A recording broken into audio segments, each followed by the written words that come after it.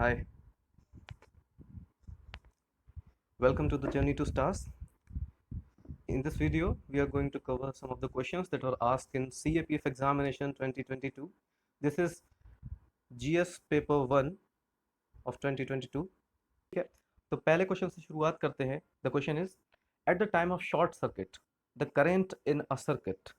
जब short circuit होता है तो जो सर्किट होता है उसके अंदर जो करंट होता है उसका क्या स्टेटस होता है? वो ज़ीरो हो जाता है या जैसा होता है वैसा ही रहता है या बहुत तेज़ी से बढ़ जाता है या बहुत तेज़ी से कम हो जाता है? तो इसका आंसर हम जानते हैं. The answer will be C कि जो करंट है बहुत तेज़ी से बढ़ जाता है और इसी वजह से कभी कभी जो है बर्निंग इशू भी हो जाता है. ठीक है. Now moving to the next question. एक मूविंग ऑब्जेक्ट के लीनियर मोमेंटम की बात करते हैं. ठीक है. इस क्वेश्चन में हमसे ये पूछा गया है, अगर linear momentum of moving object changes by two times. एक ऑब्जेक्ट है उसका कुछ लीनियर मोमेंटम है, लेकिन अगर वो अगले स्टेप में उसका लीनियर मोमेंटम है वो टू टाइम्स हो जाता है, तो क्या डिफरेंस होगा? किस फैक्टर से उसकी काइनेटिक एनर्जी बदलेगी? ठीक है. तो हमको पता है काइनेटिक एनर्जी का जो रिलेशन होता है मोमेंटम से, हमको पता है P is equals to root over two two times kinetic energy. ठीक है. तो इस फार्मूला का जब हम यूज़ करेंगे तो पहले और दूसरे को जब हम कंपेयर करेंगे तो हमारे पास आंसर आ जाएगा. Answer will B 4. ठीक है. एक जो है दूसरे के स्क्वायर के बराबर हो जाएगा क्योंकि यहाँ पे रूट चल रहा है. ठीक है. इजिली इसको हम कर सकते हैं आसानी से. ठीक है. Moving to the next question. Which one of the following oxides react with both acid and base? ठीक है. क्लास 10th कि एसिड एंड बेसिस से चैप्टर से ये सीधा क्वेश्चन आया हुआ है. हमसे ये पूछा गया है कि जो एसिड और बेस दोनों से जो ऑक्साइड्स रिएक्ट कर जाते हैं उनको एम्फोटेरिक ऑक्साइड्स भी कहते हैं. तो हमको पता है कि इसका आंसर जो है एल्यूमिनियम ऑक्साइड है, Al2O3. और ये जिंक ऑक्साइड भी होता है इसका, जिसे हम एम्फोटेरिक कहते हैं. ठीक है. तो right answer will be B. ठीक. Now moving to the next question, that is question number 79. This is here 79. ठीक है. इस क्वेश्चन में हमसे ये पूछा गया है, which of the following makes bread soft and spongy when baking soda is added? ठीक है. तो बात करते हैं बेकिंग सोडा क्या होता है. Baking soda, we very well understand that baking soda is NaHCO3. ठीक है. लेकिन यहीं पे खुश होकर बच्चे ऑप्शन ये लगा देते हैं जो कि गलत है, क्योंकि क्वेश्चन में हमें ये नहीं पूछा गया कि बेकिंग सोडा क्या है. ये पूछा गया है कि बेकिंग सोडा ऐड करने के बाद जो ब्रेड को स्पॉन्जी बनाता है वो क्या प्रोडक्ट है. ठीक है. तो इसका आंसर जो है वो होगा कार्बन डाइऑक्साइड. ठीक है. तो ध्यान रखना है ऐसे क्वेश्चंस में, थोड़ा ठीक ठाक पढ़ के जाना है. ये मैथ्स का क्वेश्चन है, सिंपल हो जाएगा. ये ठीक है, ये आसानी से किया जा सकता है. अभी मेरे पास पेन नहीं है तो इसमें थोड़ी प्रॉब्लम रहती है. ऐसे ही ओरली अगर मैं बताना चाहूँ तो चलिए इसको देखते हैं पहले. The question is a number is 24 more than one third. It's one third. ठीक है. एक नंबर है, माना वो नंबर एक्स है, वो कितना ज़्यादा है? 24 ज़्यादा है किससे? अपने वन थर्ड से. यानी उस नंबर में से उसका हम वन थर्ड घटाएंगे. वन थर्ड कितना हुआ? 1/3 इंटू एक्स. ठीक है. तो ये आंसर कितना आएगा? 124. ठीक है. और अगर इस रिलेशन के साथ अगर हम जाते हैं तो इनके हिसाब से हमारा क्या आंसर आना चाहिए? आंसर आएगा 186. ठीक है. So we can easily use this relation, x minus x by three is equal to 124. इससे सॉल्व करेंगे तो 186 आपका आंसर आ जाएगा. ठीक है. Now moving forward for the next question. ठीक है. ये कुछ मैथ्स के क्वेश्चन हैं जिन्हें हम बात के लिए छोड़ते हैं, फिलहाल हम साइंस पे फोकस करते हैं. ठीक है. साइंस का question, borax is prepared from. हमको पता है बोरेक्स जो है वो एक सोडियम का जो है कंपाउंड है. ठीक है. बोरेक्स जो है सोडियम से हम प्रिपेयर करते हैं. ठीक. सिनेबार, सिनेबार को अभी इसी वजह से ये प्रीवियस ईयर क्वेश्चंस लगाना जो है इंपॉर्टेंट हो जाता है. हमको एक साथ जब सारे हम ओर्स वगैरह जो है लर्न कर रहे होते तो हमको लगता है क्या आ सकता है या बहुत कुछ आता है, लेकिन ये कुछ बहुत ज़्यादा बड़ा एरिया नहीं है. कुछ फिक्स क्वेश्चंस होते हैं, बहुत बहुत बिग एरिया नहीं होता है. उन्हीं से आता है. जैसे सिनेबार, ये एक इम्पॉर्टेंट ओर है और ये जो है मरकरी का ओर होता है. ठीक है. तो इसको याद कर लीजिए. Moving to the question 87. White gold is an alloy. ठीक है। तो वाइट गोल्ड में क्या होता है, ठीक है। अब यहाँ पे कंफ्यूजिंग, ये काफ़ी कंफ्यूजिंग क्वेश्चन बनाया था। गोल्ड सभी में है, प्लेटिनम सभी में है, गोल्ड सभी में है, पैलेडियम सभी में है, ठीक है। लेकिन एक चीज़ जो वाइट गोल्ड को स्पेसिफिक बनाती है वो है इसका nickel. So answer A will be the right, ठीक है। Now moving to the question number 88। Hydrogenation of alkenes can be carried out, alkenes can be carried out in the presence of. देखिए alkenes, alkenes क्या होते हैं, जब carbon और carbon के बीच में सिंगल बॉन्ड होता है तो उसे हम कहते हैं एल्केन। एल्कीन क्या होता है, जब इनके बीच में डबल बॉन्ड होता है, ठीक है। और हाइड्रोजनेशन कौन सी प्रोसेस है, इस डबल बॉन्ड को जब हम बॉन्ड ब्रेक करते हैं और इसमें हम हाइड्रोजन जोड़ देते हैं, ठीक है। ये बॉन्ड तोड़ा, ठीक है, यहाँ पे मैंने हाइड्रोजन जोड़ दिया, ये बॉन्ड इधर का ब्रेक हुआ और इधर भी मैंने एक हाइड्रोजन जोड़ दिया, तो ठीक है। एक बॉन्ड ब्रेक करके जब हम हाइड्रोजन जोड़ते हैं तो इसे हाइड्रोजनेशन प्रोसेस कहते हैं, ठीक है। क्लास 10th साइंस से ये क्वेश्चन उठाया गया है, डायरेक्टली आपको मिल जाएगा टेक्स्ट में। तो इसके लिए जो दो जो कैटलिस्ट हम इस्तेमाल करते हैं तो उनका नाम है निकल एंड पैलेडियम भी होता है एक, ठीक है, पैलेडियम, ठीक है। तो ये दोनों नाम जो है याद कर लीजिए, आपके काम आ सकते हैं। Moving forward, question number 89। Calcium oxide reacts with water to product slaked lime, ठीक है। कैल्शियम ऑक्साइड क्या होता है, कैल्शियम ऑक्साइड जैसा कि हम जानते हैं, कैल्शियम ऑक्साइड है CaO, ठीक है, कैल्शियम ऑक्साइड। और ये दूसरा क्या दिया था, calcium oxide reacts with water, ठीक है, इसको हम रिएक्ट कराते हैं वाटर से, H2O।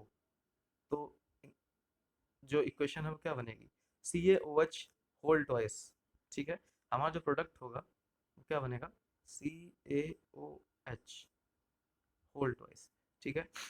तो इसे हम कहते हैं कैल्शियम ऑक्साइड और ये है स्लेक्ड लाइम, ठीक है।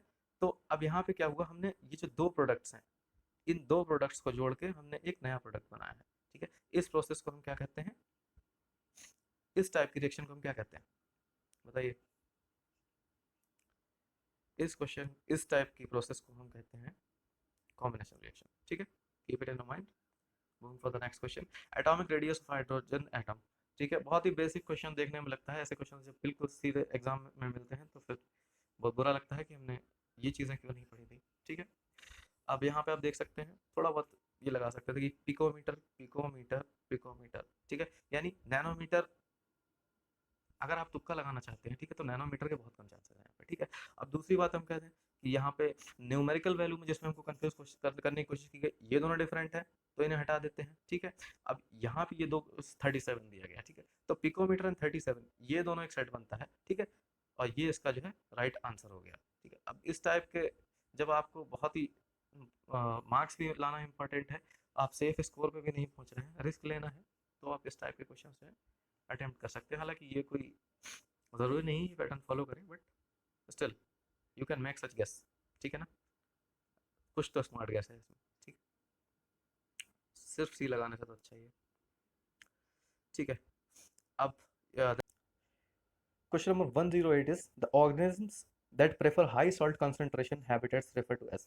देखिए सॉल्ट में मोस्टली हम लोगों के पास क्या होता है, सॉल्ट सुन के सबसे पहले हमारे दिमाग में क्या आता है, NaCl, ठीक है।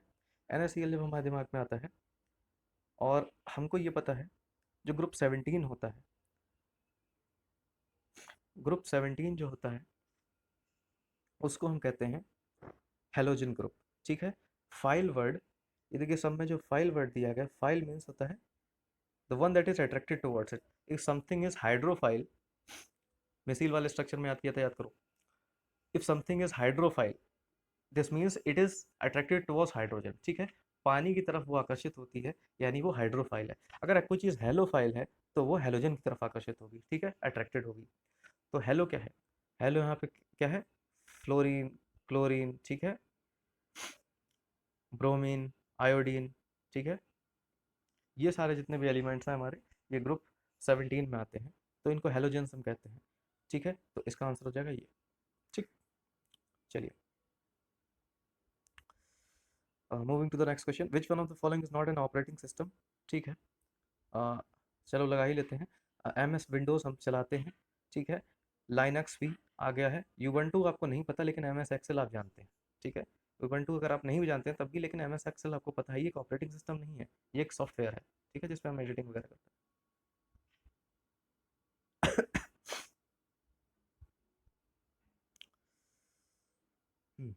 ठीक है।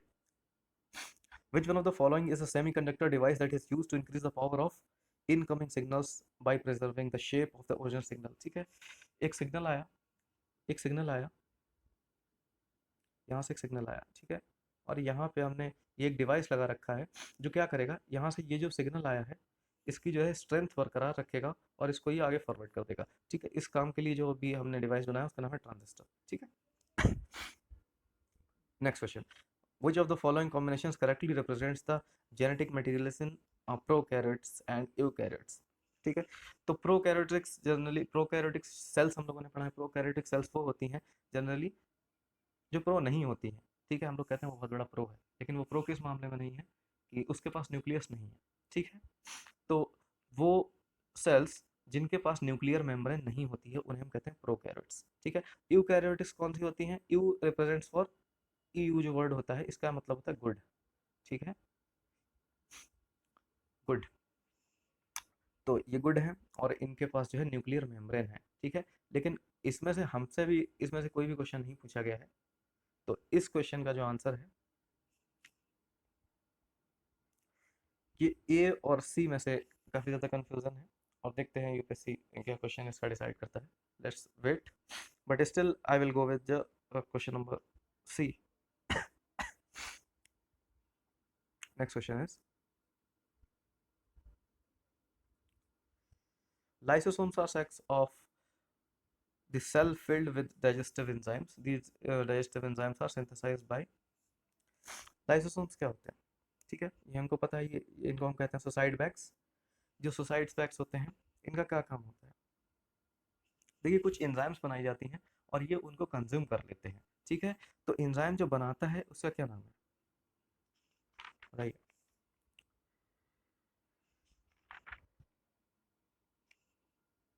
इसका आंसर है रफ एंडोप्लाज्मिक रेटिकुलम, ठीक है, जैसे हम आर ई आर कहते हैं, आर ई आर ये एंजाइम बनाता है और लाइसोसोम इन्हें खा जाता है, ठीक है, ध्यान रखिए।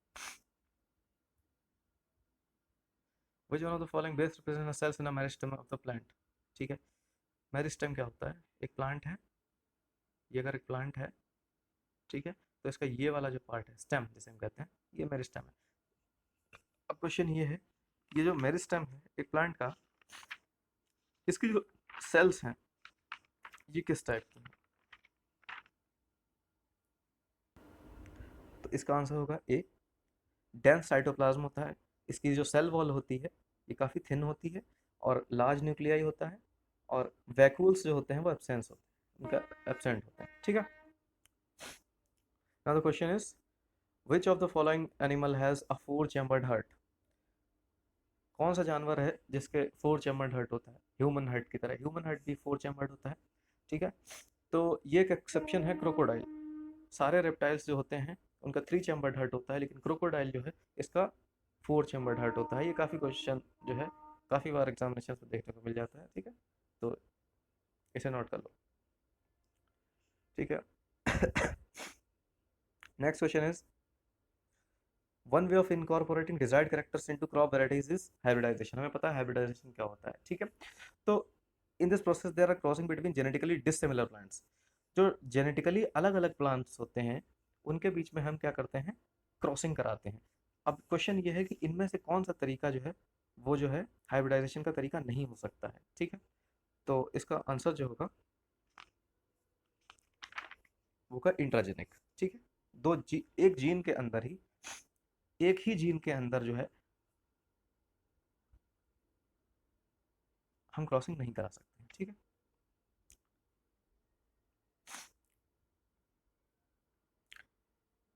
ठीक है ना।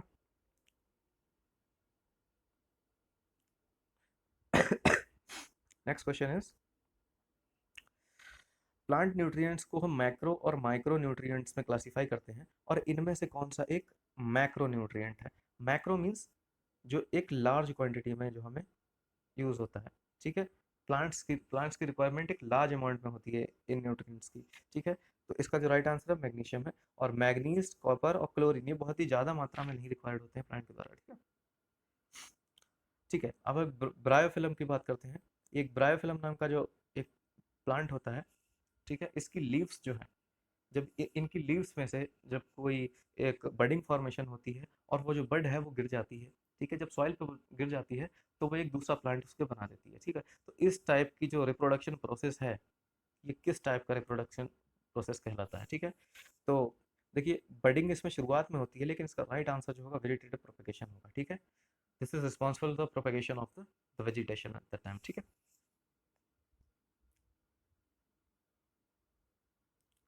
The next question is phloem tissue, ठीक है। हमको पता है दो टाइप के जो हैं कॉम्प्लेक्स टिश्यूज होते हैं, कॉम्प्लेक्स प्लांट टिश्यू होते हैं, एक होता है जाइलम, एक होता है फ्लोएम, ठीक। जाइलम से हमें याद रखना है जल, और इसका फल, फल और fruit is the same thing, ठीक है। तो फल और फ्रूट एक ही बात है, तो इसका राइट आंसर जो हो जाएगा वो फ्रूट हो जाएगा, ठीक, फूड हो जाएगा, ओके। देखिए, जो नेक्स्ट क्वेश्चन है इसमें कह रहा है टू ऑब्जेक्ट्स हैं एक्स और वाई, ठीक है। इनके पास मास जो है इनका इक्वल है और इनकी स्पीड जो है यू और 3u दे रखी है, ठीक है। इनकी काइनेटिक एनर्जी के बारे में इन्होंने रिलेशन पूछा है, ठीक है। तो जो फर्स्ट ऑब्जेक्ट है यानी जो एक्स है, तो काइनेटिक एनर्जी ऑफ एक्स क्या है, half m v square, half m v square, ठीक है। और दूसरा जो ऑब्जेक्ट है उसकी वेलोसिटी सेम होगी। तो अगर यहाँ पे वन है, इसको यू रहने देते हैं, ठीक है। इसको वन रखते हैं तो वन रखे रहने दीजिए, ठीक है। और अगर दूसरा जो ऑब्जेक्ट है उसमें भी अगर हम थ्री पुट करेंगे तो ये जो स्क्वायर होता है ये नाइन बना देगा, ठीक है। तो सिंपली अगर हम कुछ भी ना देखते फिर भी हम ये देख सकते थे जिसमें नाइन आ रहा है, यानी जिसका स्क्वायर आ रहा है थ्री का, वो राइट आंसर होगा, ठीक है। Now moving to the next question, which one of the following is not the unit of pressure.